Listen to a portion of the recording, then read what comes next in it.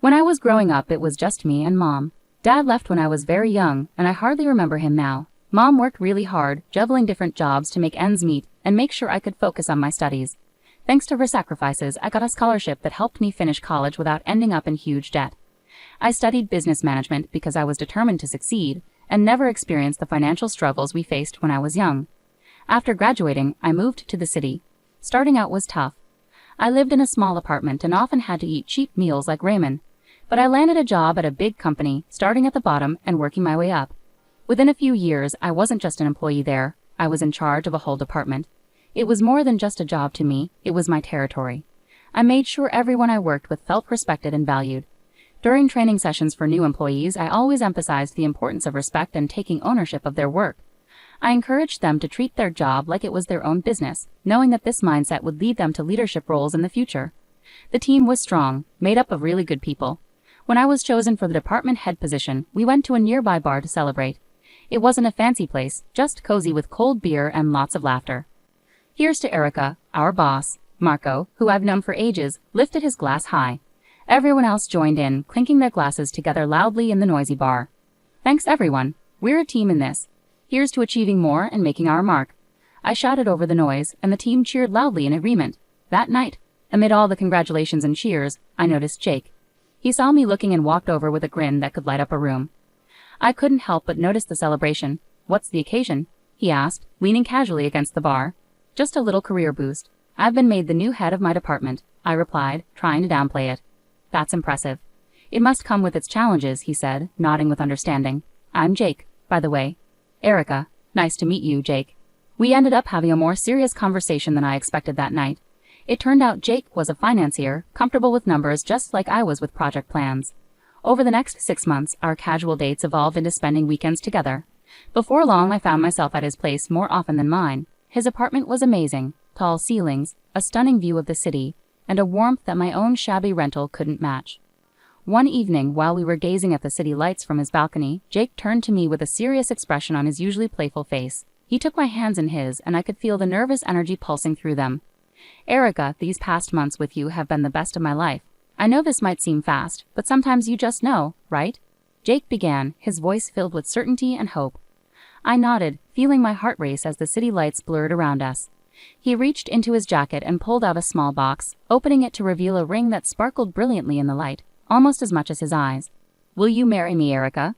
Yes, Jake. Absolutely yes, I managed, my voice thick with emotion. And just like that, I was engaged, to a man who truly saw me and loved every part of me, even the tough ones. On the day I was supposed to meet Jake's parents, my stomach churned with nerves as Jake drove us up to a sprawling mansion with a driveway longer than my entire apartment building. It struck me, these people weren't just well off, they were incredibly wealthy. Stepping out of the car, I felt the weight of the place. The house resembled something from an old British movie, all brick and ivy, with gargoyles staring down as if they knew I didn't belong. Jake squeezed my hand as we approached the massive oak doors. You'll be fine, Erica, he whispered, though his voice seemed more for his reassurance than mine. The doors swung open, revealing Mr. and Mrs. Hargrove. His suit looked more expensive than my monthly rent, and her dress could have graced the pages of a fashion magazine. The foyer was enormous, with a chandelier sparkling like a starry sky. Portraits of serious-looking people with titles like Sir and Lady lined the walls. Erica, lovely to finally meet you. I'm Charles, and this is my wife, Eleanor. Mr. Hargrove greeted us, his voice smooth but distant, tinged with a practiced English accent. Mrs. Hargrove smiled politely, though it didn't reach her eyes. Pleased to meet you both. I managed a polite greeting, trying to keep my voice steady as we moved into the dining room. Jake whispered quick tips about which fork to use, but my mind was a jumble. Dinner felt like sitting in a freezer with an icy atmosphere thick with judgment. Mr. Hargrove gestured towards a portrait of a stern-looking man with a thick beard. That's Sir Reginald Hargrove, a direct ancestor from England. He came over in the 1800s to establish our family here, Mr. Hargrove explained proudly. Very impressive, I replied, trying to sound enthusiastic. But it was hard to focus on eating when I felt every move was under scrutiny. When I mistakenly reached for what I thought was the salad fork, the awkward silence that followed made it clear I had made a mistake.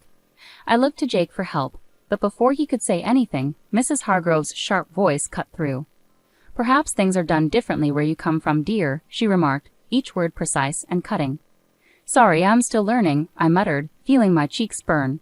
Jake tried to divert attention by sharing a story about us, but his parents seemed more interested in observing my struggle with the dessert spoon that followed. With each course, I felt smaller under their scrutinizing gazes. After the chilly dinner, we moved into the Hargroves' grand living room. The plush carpets and heavy curtains made the room feel even more stifling than the dining hall. Sinking into one of the ornate chairs, I felt like I was on display, an outsider in this lavish setting. Mrs. Hargrove, sitting gracefully on the edge of her seat, leaned forward. "Erica, dear, tell us about your family.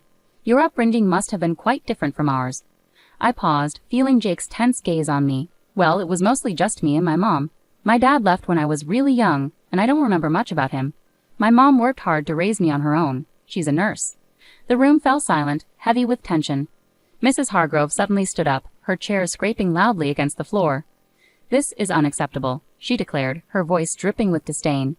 "We come from a long line of English heritage with standards and traditions. I cannot, and will not, allow my only son to marry someone without pedigree or knowledge of her own lineage." Mr. Hargrove, who had been quietly observing, finally spoke. His words were measured and cutting. "It's crucial for us that our family connections are strong and well documented. Erica, can you even name your great-grandparents?" I felt my cheeks burn with embarrassment. "I only know about my maternal grandparents," I admitted quietly. Mr. Hargrove rolled his eyes, showing clear contempt. "This is exactly what we feared," Mr. Hargrove muttered under his breath. Jake stepped in, his tone firm yet pleading. "Mom, Dad, please. Erica is kind, hardworking, and she loves me. Isn't that what should matter?" His mother's gaze remained unyielding. "Respect and adherence to our family standards are what matter, Jacob. If Erica is to be part of this family, she must embrace our ways. She needs to respect her own background, even if it lacks significance." Their words cut through the warmth of the earlier evening. Jake looked at me, silently urging me to agree. Reluctantly, I nodded, accepting their conditions. "Fine," I replied, trying to steady my voice. "I will learn about your family and your traditions." Mrs. Hargrove appeared somewhat satisfied with my agreement. "Good. You'll begin by familiarizing yourself with our family tree and learning about each person in those portraits. It's not just about names, Erica. It's about showing respect for our lineage." As they discussed their expectations, a part of me felt deflated. What started as a simple meeting had turned into a daunting challenge. I had agreed to their demands, but at what cost? As the conversation filled with talk of ancestors and noble deeds, I couldn't shake the feeling of alienation, not just from these people, but also from the parts of Jake's life that were so closely tied to them. The weeks that followed that tense dinner were a whirlwind. Balancing my day job with a series of etiquette and style classes, as insisted upon by Mr. and Mrs. Hargrove, left me exhausted. My days began early with the buzz of an alarm and ended late into the night, leaving me feeling drained and disconnected. "Elbows off the table, Erica," the etiquette instructor gently chided during our session. "And remember, the soup spoon moves away from you when you scoop." I nodded, trying to follow her instructions, but my mind was elsewhere, juggling between the workload waiting for me at the office and the endless wedding plans. "You're doing fine," she reassured me, her voice calming. "These things take time to get used to." I managed a weak smile. "Thanks. It's just a lot to take in." Right on cue, my phone rang. It was Mom. I excused myself and stepped outside to take the call, searching for a quiet corner in the busy city. "Hi, Mom," I greeted, my voice sounding more tired than I meant it to. "Erica, darling, how are the wedding preparations going?" Mom's voice carried excitement, tinged with a hint of concern. I paused briefly, not wanting to worry her. "It's going well. Learning a lot. Just picked up how to waltz," I replied, trying to sound upbeat. There was a moment of silence, and I sensed her skepticism. "You sound tired, sweetheart. Are you taking care of yourself? This shouldn't be so overwhelming. Remember to prioritize your well-being." I chuckled softly. "I'll do my best, Mom, but it's a lot to manage right now. Etiquette classes, dance lessons, work, and planning. Keep focused on what matters, Erica. It's you and Jake that count, not all these rules and lessons." Her words were comforting, but once we hung up, the weight of my responsibilities settled heavily on me once more. I found myself caught in a relentless struggle between pleasing Jake's parents and maintaining my own sanity. Each day seemed like an endless marathon with no clear finish line. Back in the etiquette training, the instructor's voice became a monotonous backdrop as I practiced the correct way to hold a wine glass. Apparently, pinching the stem, not the bowl, was crucial. In rare moments of respite, I'd lie on my back, staring at the ceiling, questioning whether all the effort was worth it. The constant scrutiny, the endless lessons, and the cold disapproval from Mr. and Mrs. Hargrove whenever I made a mistake, which happened more often than I cared to admit.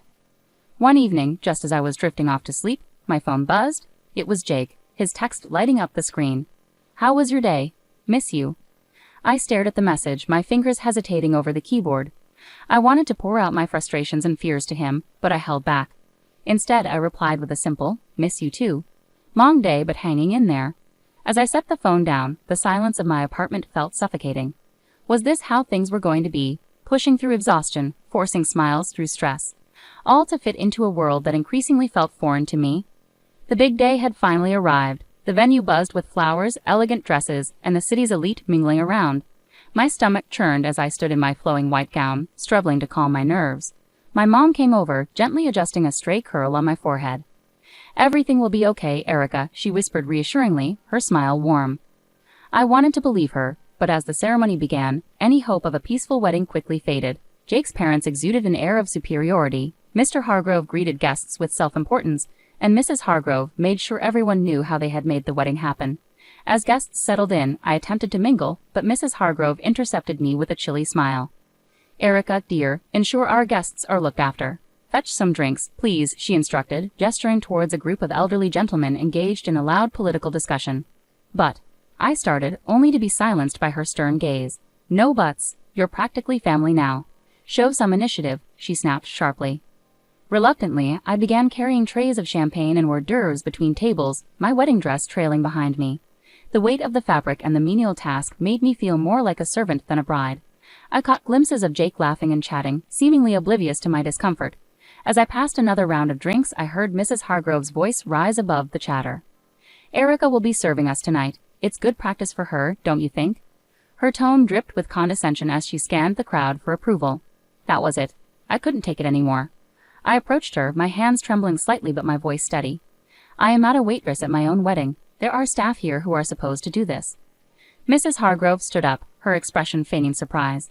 You should be grateful we allowed someone of your background into our family. Remember your place, Erica, she hissed, her words cutting like knives. Anger flared within me, and I felt my cheeks burn. This is my wedding, not a show for your friends, I shot back, my voice carrying more volume than I had intended. The room fell silent, all eyes now fixed on us. Jake, catching the tail end of our exchange, stumbled over, a glass of champagne in hand. What's going on here? He slurred slightly, his gaze unfocused. Your mother is treating me like a servant at our wedding, Jake. This isn't what today is supposed to be about, I said, frustration bubbling up. Jake blinked, looking between me and his mother, his brow furrowing. Erica, why are you causing a scene? Just do what my mom asks. It's not a big deal. Not a big deal, Jake. This is our day and your mom is ruining it, I protested, hurt and disbelief mixing in my voice. He took a long sip of champagne before responding, his tone indifferent. Look, Erica, you should be grateful I chose you. There were plenty of girls better than you, prettier, richer. You're making a fuss over nothing. The words hit me like a physical blow. I stepped back, stunned by the realization. The man I loved, the man I was about to marry, didn't see us as equals. To him, I was merely a piece to fit into his family's expectations. Clutching my bouquet tightly, on the verge of breaking down, my mom approached. She took one look at me and enveloped me in her arms, holding me in a comforting embrace that seemed to shield me from everything. Honey, do you truly love him? Do you really want this marriage? She whispered, her voice tinged with concern. I shook my head, my voice barely audible. No, Mom, I can't go through with this. I don't want to. Mom nodded, her expression determined as she gently took the bouquet from my trembling hands and guided me to a chair, her touch comforting. With unexpected resolve, she walked over to the DJ, requested the microphone, and turned to address the assembled guests. Ladies and gentlemen, may I have your attention, please? Her voice, steady and clear, cut through the low hum of conversation, capturing everyone's focus. A silence fell, anticipation thick in the air. She took a deep breath and directed her gaze squarely at Mr. and Mrs. Hargrove. I have something important to share about truth and appearances, she began firmly. I attended school with Charles and Eleanor Hargrove. Back then, they didn't speak with an English accent or boast noble lineage. Their families were hardworking people, much like ours. A murmur spread through the crowd. Charles's father was a mechanic and Eleanor's mother worked at the local diner. Mom continued, her words ringing out clearly. She paused, allowing the weight of her revelation to settle. The portraits, the accents, the family name, they were all purchased to create a past that would conceal their true origins. The room erupted into whispers, guests turning to stare at the Hargroves with expressions of shock and disbelief. Mrs. Hargrove stood up, her face flushed red, the facade of aristocracy crumbling before everyone's eyes. That's absurd. We, she began defensively. But my mom wasn't done. To think you would stand on these fabrications and judge my daughter's worth based on a lie. Erica is worth more than all your false titles combined. She is genuine, something you seem to have forgotten how to be. The guests openly murmured now, their curiosity turning into disdain as they looked at the Hargroves.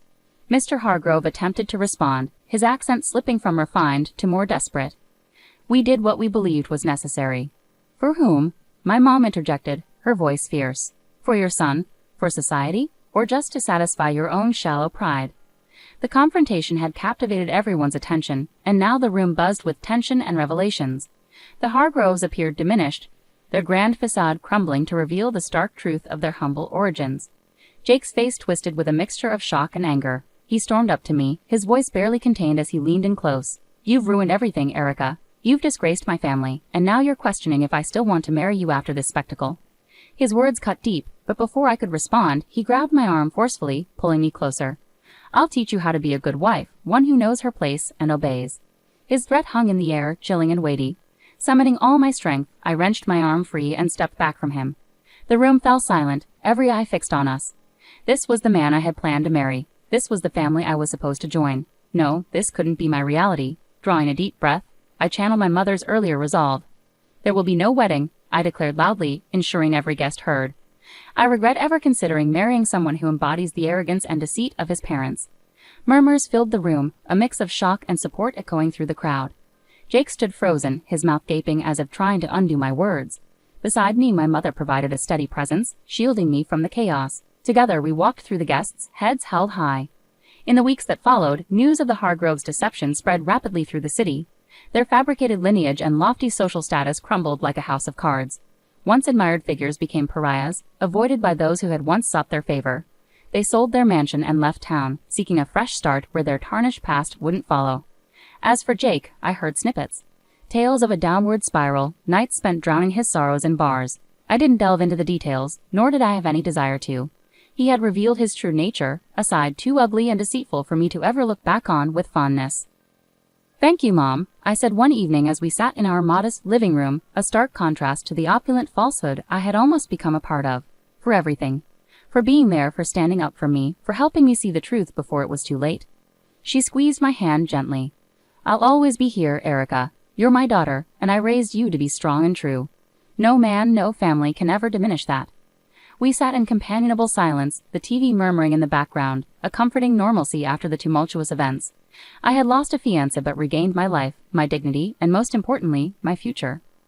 Returning to work after the wedding disaster felt like stepping into a sanctuary. My colleagues who had heard about the chaos were incredibly supportive. Erica, you dodged a bullet, girl, Marco remarked as soon as I entered the office. Leaning against my desk, he offered me a steaming cup of coffee, a gesture that felt like both a peace offering and a welcome-back gift. Thanks, Marco. It's good to be back, I replied, accepting the coffee and relishing its familiar bitter warmth. And yeah, that bullet was more like a cannonball. That's refreshing, Jenny added from her cubicle across the way. Anyone who makes you serve guests at your own wedding is no husband material. You deserve way better, honorable. I smiled, appreciating her support. I think so too. It's nice to be back where I'm valued for who I am, not for the family I could have married into. In the weeks that followed, the encouragement from my team remained steadfast. It was during this period of healing that I met Brian. He was a friend of a friend, down to earth with a quick smile and an easygoing demeanor that was infectious. We first connected at a casual gathering, just friends hanging out on a Saturday afternoon. Brian greeted me warmly as I arrived. Hey, you must be Erica, he said, standing up to greet me. I've heard a lot about you. All good things, I promise. Thanks, Brian. I hope they didn't exaggerate too much, I replied, trying to match his relaxed vibe. We hit it off immediately. His family was a stark contrast to the Hargroves.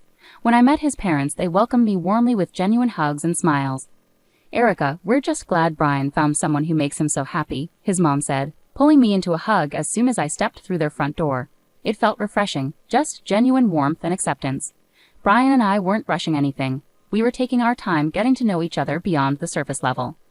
Back at work, my boss called me into his office one day. Erica, I just want to say we've all noticed how you've handled everything. It hasn't been easy, but you've managed to keep your performance top-notch. I nodded, curious about where this was leading. We think it's time for another promotion. You've proven you can handle just about anything, and your leadership has never wavered. Leaving his office, I felt a surge of pride. With a new relationship unfolding, a career advancing, and the respect of those I cared about, I finally felt like I belonged.